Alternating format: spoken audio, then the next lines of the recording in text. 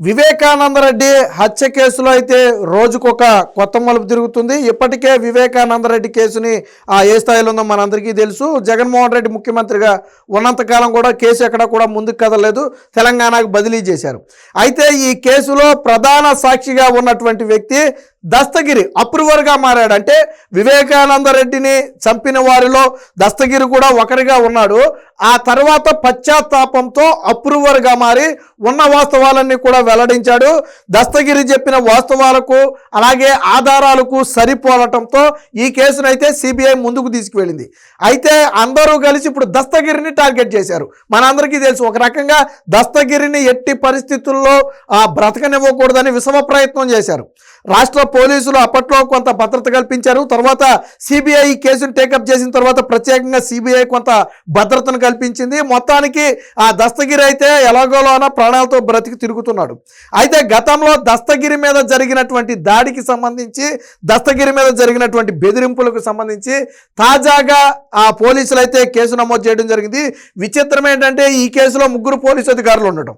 అప్పట్లో దస్తగిరిని భయపెట్టి బెదిరించి జగన్మోహన్ రెడ్డికి అనుకూలంగా అలాగే అవినాష్ రెడ్డికి అనుకూలంగా సాక్ష్యాలు చెప్పాలని గతంలో జరిగింది. ఆ సిబిఐ అధికారులు తమను తీవ్రంగా వేధించి తప్పుడు సాక్ష్యాలు చెప్పించారని బయట మీడియాకి చెప్పాలని, స్టేట్మెంట్లలో చెప్పాలని చెప్పి, కోర్టుల్లో చెప్పాలని చెప్పి దస్తగిరిని విపరీతంగా బెదిరించారు. దస్తగిరినే కాదు, నీకు ఫ్యామిలీ ఉంది, నీ ఫ్యామిలీ అంత చూస్తామని చెప్పి దస్తగిరి ఫ్యామిలీని కూడా బెదిరించారు. సో కడప లాంటి ప్రాంతంలో వైఎస్ కుటుంబానికి ఎదురు తిరిగి ఒక వ్యక్తి బ్రతికి బట్టగట్టడం అనేది అసాధ్యం అని చెప్పి అప్పట్లోనే మాట్లాడుకునేవాళ్ళు. అలాంటి దస్తగిరిని గతంలో వైసీపీ అధికారంలో ఉన్న సమయంలో ఒక తప్పుడు కేసు మీద 5 నెలల పాటు అరెస్ట్ చేసి కడప జైల్లో పెట్టారు. అసలు విషయం ఏంటంటే చెల్లెలు వరుస అయ్యే ఒక అమ్మాయి ప్రేమలో పడితే ఆ విషయమై ఆ అమ్మాయిని ఒప్పించి కొంత వారించే ప్రయత్నం చేస్తే దీన్ని అదునుగా తీసుకుని ఆ అమ్మాయి చేతే ఎస్సీ ఎస్టీ అట్రాసిటీ కేసులు పెట్టించి వేధించారు. చెల్లెలు వరుస అయ్యే అమ్మాయి, పైగా పోనీ ఒక్కోటి కూడా కాదు, దాన్ని అదురుగా తీసుకుని ఆ అమ్మాయితో ఎస్సీ ఎస్టీ అట్రాసిటీ కేసులు పెట్టించి జైల్లో పెట్టారు. కోర్టు బెయిల్ ఇచ్చినా కానీ ఇంకో సాగు చెప్పి బయటికి రాకుండా 5 నెలల పాటు అడ్డుకున్నారు. ఇది అందరికీ తెలిసిన విషయమే. అయితే ఈ జైలులో ఉన్న సమయంలోనే దస్తగిరి మీద తీవ్రమైన ఒత్తిడి తెచ్చారు. అందులో ఎవరెవరు పాత్రధారులుగా ఉన్నారు? ఆ జైలు సూపరింటెండెంట్ ప్రకాష్ పాత్రధారిగా ఉన్నాడు. అప్పుడు డిఎస్పీగా ఉన్నటువంటి నాగరాజు పాత్రధారిగా ఉన్నాడు. అప్పుడు సిఐగా ఉన్నటువంటి ఈశ్వరయ్య కూడా పాత్రధారిగా ఉన్నారు. ఇలా 3తో పాటు వివేక హత్య కేసులో నిందితులుగా ఉన్నటువంటి శివశంకర్ రెడ్డి కొడుకు చైతన్య కూడా ఇందులో ఉన్నాడు. ఒక మెడికల్ క్యాంపు పేరుతో జైల్లోకి వెళ్ళటమే కాకుండా జైల్లోకి వెళ్ళి దస్తగిరిని బెదిరించాడు. నువ్వు గన సిబిఐ తనను బలవంతంగా తప్పుడు సాక్ష్యం చెప్పించింది, ఈ కేసుకి వీళ్ళకి ఎటువంటి సంబంధం లేదని చెబితే 20 కోట్ల రూపాయలు ఇస్తామని ఆఫర్ కూడా చేశాడంట చైతన్య రెడ్డి. దాంతోపాటు ఇంకోటి కూడా చెప్పాడు, ఒకవేళ నువ్వు చెయ్యను అంటే ఇక నువ్వు ఈ జైలు నుంచి బయటికి రాలేవు, నిన్ను ఎట్టి పరిస్థితుల్లో బయటికి రానివ్వం, బయట నీ ఫ్యామిలీ ఏదైతే ఉందో నీ ఫ్యామిలీ అంతు చూస్తామని బెదిరించారు. ఈ బెదిరింపులకు సంబంధించి అక్కడ భార్య బయట ప్రెస్ మీట్ పెట్టిన తర్వాత ఆ ములాఖాతులో విషయం తెలుసుకుని బయట ప్రెస్ మీట్లో చెప్పింది, ఇలా మా భర్తను కొంతమంది జైల్లోకి వెళ్ళి బెదిరించారని చెప్తే తర్వాత మళ్ళీ తిరిగి పోలీసులు బెదిరింపులంట. ఏదైతే తన భార్య చెప్పిందో అవన్నీ అసత్యమని చెప్పమని, తనకు మతిస్థిమితం సరిగ్గా లేక ఏదో పిచ్చపిచ్చగా మాట్లాడుతుందని దస్తగిరిని స్టేట్మెంట్ ఇమ్మని చెప్పారంట. దస్తగిరి అందుకు నిరాకరించాడు. సో అంటే అటు జైలు సూపరింటెండెంట్, డిఎస్పీ, సిఐతో పాటు శివశంకర్ రెడ్డి కొడుకు వీళ్ళందరూ కలిసి దస్తగిరి మీద తీవ్రమైన ఒత్తిడి తెచ్చారు జైల్లో. దానికి సంబంధించి గతంలోనే దస్తగిరి ఫిర్యాదు చేస్తే వైసీపీ ప్రభుత్వంలో వైసీపీకి అనుకూలంగా పనిచేసిన వాళ్ళ మీద కేసులు ఎందుకు పెడతారు? ఎవరు కేసులు పెట్టలా. ఇప్పుడు కూటమి ప్రభుత్వం వచ్చిన తర్వాత ఇప్పటికే సునీత పలుమార్లు చంద్రబాబు గారిని, హోమ్ మినిస్టర్ గారిని కలవటం, కేసును వేగవంతం చేయాలి, సిబిఐ దర్యాప్తుకి రాష్ట్ర పోలీసులు కూడా సహకరించాలని విజ్ఞప్తి చేయడం, దానికి రాష్ట్ర ప్రభుత్వం సానుకూలంగా స్పందించింది. అలాగే ఇప్పుడు కూటమి ప్రభుత్వం వచ్చిన తర్వాత ఆ పోలీసులకు గతంలో తనను బెదిరించిన అంశమై ఫిర్యాదు చేస్తే కేసులైతే నమోదు చేయడం జరిగింది. అందులో జైలు సూపరింటెండెంట్తో పాటు డిఎస్పీతో పాటు సిఐ 3ని కూడా నిందితులుగా చేర్చి కేసునైతే నమోదు చేశారు. మీకు గుర్తుందో లేదో గతంలో ఈ వివేక హత్య కేసు విచారణ సందర్భంగా కూడా సిబిఐ కోర్టుకి ఇదే చెప్పాడు దస్తగిరి, నన్ను బెదిరించారు, నా జైలు సెల్ వద్దకు వచ్చారు, నాతో మాట్లాడారు, అసలు నా దగ్గరికి ఎందుకు రానిచ్చారు, ఇవన్నీ కావాలంటే జైల్లో ఆ డేట్లో సీసీటీవీలు బయటికి తీయండి. ఈ వ్యక్తి వచ్చాడా లేదా, నన్ను కలిశాడా లేదా అనేది మీరు బయటికి తీయండి. నేను అబద్ధం చెప్తే మీరు ఏ శిక్ష చేసినా నేను సిద్ధమేనని చెప్పి అప్పట్లోనే దస్తగిరి సిబిఐ కోర్టుకు కూడా చెప్తే సిబిఐ కోర్టు దానికి సంబంధించిన పూర్తి ఆధారాలు ఇవ్వాలని చెప్పి అప్పుడు జైలుకి ఏదో ఆదేశాలు కూడా ఇచ్చింది. మరి తర్వాత ఇచ్చారో సచ్చారో మనకైతే తెలియదు. కానీ అంటే గతంలోనే ఇది జరిగింది. గతంలో కూడా ఆశ్చర్యం వ్యక్తం చేసింది కోర్టు కూడా, సిబిఐ కోర్టు కూడా. ఒక ఖైదీ మీదకి బయట వ్యక్తులు వెళ్ళిపోయి బెదిరించే స్థాయిలో ఉందంటే అక్కడ భద్రత ఏ లోపంలో ఉందని చెప్పి కోర్టు కూడా ఆశ్చర్యం వ్యక్తం చేసింది. సో దీనికి సంబంధించిన ఒక వార్త అయితే వచ్చింది, ఒకసారి చూద్దాం. జైలుకి వెళ్ళి దస్తగిరికి బెదిరింపులు, వైద్య శిబిరం ముసుగులో కారాగారంలోకి వచ్చాడు. వివేక హత్య కేసు నిందితుడు శివశంకర్ రెడ్డి కుమారుడిపై కేసు. 2023 అక్టోబర్ నవంబర్లో ఘటన. వైకాపా అధికారంలో ఉండటంతో పట్టించుకొని పోలీసులు. తాజాగా దస్తగిరి ఫిర్యాదుతో కేసు నమోదు.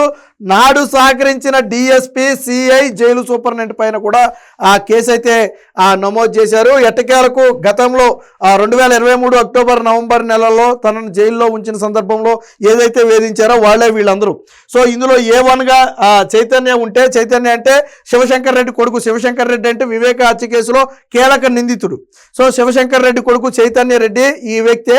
సో ఈ వ్యక్తి ప్రధానంగా డాక్టర్, అంటే ఒక మెడికల్ క్యాంప్ డాక్టర్ కాబట్టి మెడికల్ క్యాంప్ పేరుతో జైల్లోకి వెళ్ళాడు. అప్పట్లో మీకు సిబిఐ కోర్టు కూడా అడిగింది, మెడికల్ క్యాంపులు కొత్తగా స్టార్ట్ చేశారా, గతంలో ఎప్పుడైనా ఇలాగ బయట వాళ్ళని జైల్లోకి పంపారా అని చెప్పి కూడా అప్పుడు కోర్టు ప్రశ్నించింది. సో దానికి అప్పుడు వాళ్ళ నుంచి సమాధానం రాలా. సో మెడికల్ క్యాంప్ పేరుతో లోనకు వెళ్ళి దస్తగిరి ఉన్నటువంటి బ్యారక్ వద్దకు వెళ్ళి ఆ సెల్ల వద్దకు వెళ్ళి బెదిరింపులు చేశాడు. మొదట 20 కోట్ల ఆఫర్ కూడా చేశాడట. సో దానికి వెనకపోవడంతో ఇదిగో చెప్పినట్లు చేస్తే 20 కోట్లు ఇస్తాం, లేకుంటే నరికేస్తాం. ఇది చైతన్య రెడ్డి, శివశంకర్ రెడ్డి కొడుకు చైతన్య రెడ్డి దస్తగిరితో చెప్పినటువంటి మాట ఇది. హత్య కేసులో అప్రూవర్గా మారి మా రాజకీయ జీవితాన్ని నాశనం చేశావు, నీ వల్ల మా నాన్న వైఎస్ భాస్కర్ రెడ్డి జైలుకి వెళ్ళారు, అవినాష్ రెడ్డి ఇబ్బందులు పడ్డారు, భాస్కర్ రెడ్డి ఆరోగ్యం కూడా బాగాలేదు, ఆయనకు జరగరాంది జరిగితే అవినాష్ రెడ్డి అలాగే మేము నిన్ను నరికేస్తాం, నువ్వు మర్యాదగా మా మాట వింటే బాగుంటుంది, లేదంటే జైల్లోనే చేస్తావు, మేము చెప్పినట్టు ఇంతే 20 కోట్లు ఇస్తామని చెప్పి చెప్పినట్టుగా కూడా చెప్పడం జరిగింది. ఇది చైతన్య రెడ్డి చెప్పినట్టుగా దస్తగిరి చెప్పింది. ఇక చైతన్య రెడ్డి నిన్ను జైల్లో కలవలేదని చెప్పు అంటూ ఒత్తిడి. ఎప్పుడైతే చైతన్య రెడ్డి జైల్లో గెలిచాడని తన భార్య ప్రెస్ మీట్ పెట్టి బయట చెప్పిందో దస్తగిరి భార్య, దాంతో అక్కడ జైలు సూపరింటెండెంట్ గా ఉన్నటువంటి ప్రకాష్ తన మీదకి వస్తుంది కదా, మళ్ళీ తర్వాత విచారణ వస్తే ఎప్పటికైనా ప్రమాదమే అనుకుని ఏం చేశాడంటే దస్తగిరి మీద ఒత్తిడి తెచ్చాడు. ఏమని, అసలు చైతన్య అనే వ్యక్తి జైలుకు రాలేదు, నిన్ను కలవలేదు, నీ భార్య చెప్పింది అబద్ధం అని చెప్పాలని చెప్పి జైలు సూపరింటెండెంట్ అయినటువంటి ప్రకాష్ ఎవరైతే ఉన్నారో ఆయన దస్తగిరి మీద తీవ్రమైన ఒత్తిడి తీసుకొచ్చాడు. నీ భార్య మీడియా ముందు వెల్లడించిన అంశాలు నిజం కాదని, ఆమెకు మతి స్థిమితం లేదని చెప్పు, చైతన్య రెడ్డి నిన్ను జైల్లో కలవలేదని, ఆయనకు వైద్య శిబిరం పూర్తి చేసుకుని వెళ్ళిపోయాడని చెప్పి దస్తగిరితో బెదిరించి లేఖ కూడా రాయించుకున్నారనేది ప్రధాన అభియోగం. సరే ఆ లేఖ ఉందా లేదనేది మనకైతే తెలియదు అనుకోండి. ఇక దస్తగిరి ఆయన భార్యకు బెదిరింపులు. సో అప్పుడు జమ్మలమడుగు డిఎస్పీగా ఉన్నటువంటి నాగరాజు దస్తగిరిని తప్పుడు కేసులో ఇరికించడమే కాకుండా ఎర్రగుంట్ల పోలీస్ స్టేషన్లో ఉండగా అతన్ని బెదిరించారనేది ప్రధాన ఆరోపణ.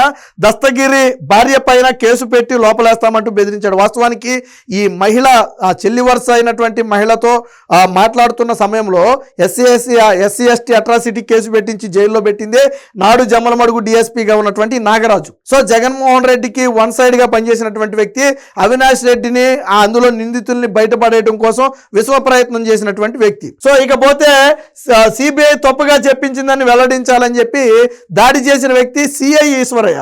సో అప్పుడు ఎర్రగుంట్ల సిఐగా ఉన్నటువంటి ఈశ్వరయ్య సిబిఐ దస్తగిరి మీద దాడి చేసి అంటే కొట్టి బలవంతంగా తప్పుడు సాక్ష్యాలు చెప్పించింది. ఈ కేసులో అవినాష్ రెడ్డికి, శివశంకర్ రెడ్డికి వీళ్ళకి ఎటువంటి ప్రమేయం లేదని చెప్పాలని చెప్పి బెదిరించిన వ్యక్తి సిఐ ఈశ్వరయ్య. సో ఈ నలుగురు ఎవరైతే ఈ కేసుకు సంబంధించి జగన్మోహన్ రెడ్డికి పనిచేశారో, A1గా చైతన్య ఉంటే, A2గా జైలు సూపరింటెండెంట్ ప్రకాష్ ఉంటే, A3గా DSP Nagaraju, A4 CI Eshwaraiah. So ఈ నలుగురి మీద కూడా ఇప్పుడైతే కేసు నమోదు చేశారు. దీంతో కేసు మరొక మలుపు తిరిగిందని చెప్పుకోవచ్చు. వీళ్ళు గన నోరు విప్పితే వీళ్ళతో ఈ పనులు చేయించింది ఎవరనేది బయటకు వస్తుంది. ఇప్పుడు అధికారులే కనపడుతున్నారు ఇక్కడ కీలకంగా. బట్ వీళ్ళు నోరు విప్పితే ఈ పనులు చేయించింది ఎవరు? నాడు పోలీసు అధికారులు, ఉన్నతాధికారులు ఎవరైనా చేయించారా, లేదా రాజకీయంగా పై స్థాయిలో ఉన్న వాళ్ళు ఎవరైనా బలవంతంగా చేయించారా? ఎవరు చెప్తే ఇంటెన్షన్గా వీరికి అవసరం లేదు, వీళ్ళకే రాజకీయాలకి సంబంధం లేదు, వీళ్ళు ఒకరికి కొమ్మగాయాల్సిన అవసరం లేనే లేదు బెదిరించి. మరి ఎవరు చెప్తే చేశారు? సో ఆ కూపి బయటపడుతుందనే భయం ఇప్పుడు వైసీపీ వర్గాల్లో ఉంది. ప్రధానంగా తాడేపల్లి ప్యాలెస్ నుంచి వచ్చిన ఆదేశాలకు అనుగుణంగానే వీళ్ళు ఈ విధంగా చెలరైపోయారు. నాడు ఎంపీగా ఉన్నటువంటి అవినాష్ రెడ్డి కూడా వీరి మీద ఒత్తిడి తెచ్చి బలవంతంగా ఈ పనులు చేయించినట్టుగా అభియోగాలు ఉన్నాయి. ఏది ఏమైనా మొత్తంగా కేసు విచారణ సాగుతుంది కాబట్టి వీరిని విచారించినప్పుడు అసలు విషయాలు వెలుగులోకి వస్తే దీని వెనక ఉన్న తలకాయ ఎవరనేది అర్థమవుతుంది.